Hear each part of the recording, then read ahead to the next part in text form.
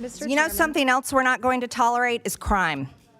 On August 11th, President Trump announced major steps to address the out-of-control crime in the district. Thank God, because this is my 5th year in Congress, and living in D.C. and working here has been a nightmare. It is. The crime is ridiculous. Absolutely ridiculous. And let's talk about some of that. Since President Trump thankfully brought in the National Guard, carjackings have decreased by 87%. Nearly 1,200 people have been arrested, including known members of MS-13 and Tren de Aragua. Those are both foreign terrorist organizations. By the way, many of them came across the border while Democrats controlled this country in the past 4 years. Federal law enforcement seized nearly 120 firearms and busted a drug trafficking ring attempting to smuggle fentanyl, PCP, and cocaine into D.C. A joint effort by ICE and MPD arrested an illegal alien previously charged with sex crimes against a child.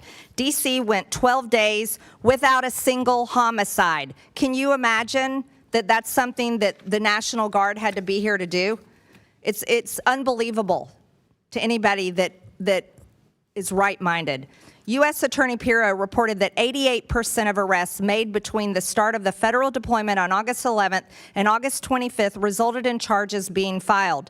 This is substantially higher than in 2024, where the Biden-appointed U.S. Attorney Matthew Graves charged suspects only 57% of the time. That's because he was busy chasing down MAGA grandmas that went into the Capitol.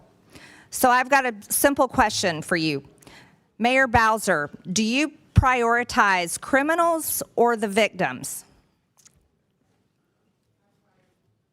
I prioritize law-abiding D.C. residents, visitors, and workers. So that would be law-abiding citizens and victims.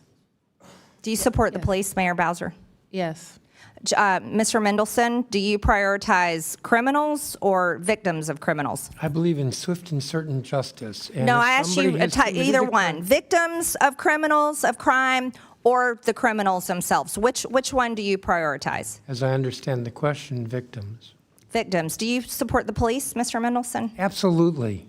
Okay, Mr. Schwab, I'll ask you the same questions. Unfortunately, hurt people.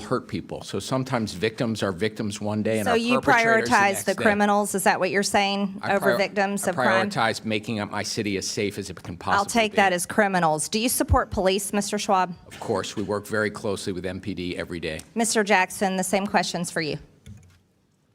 Definitely prioritize victims, and I stand with the 24 states that are suing the Trump administration for withholding $1 billion in victim service funds. So you're against cleaning up crime in D.C. Thank you for that. I've got an article here. The D.C. Police Union head is the biggest cheerleader of Trump's D.C. police takeover. So the police here in the district support the efforts and the help from the president. However, I've got a quote here from Mr.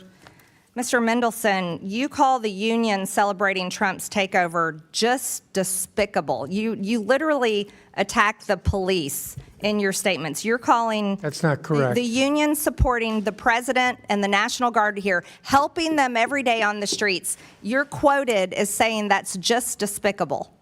You're taking that out of context. I criticized the president of the FOP because he is a liar. Oh, so you are against the police. No, Thank you for clearing that up. No. Also, I have one last thing, The Mr. president Chairman. of the FOP, not the police. I reclaim my time. Lastly here, Mr. The lady's Mendelson. time's expired. You.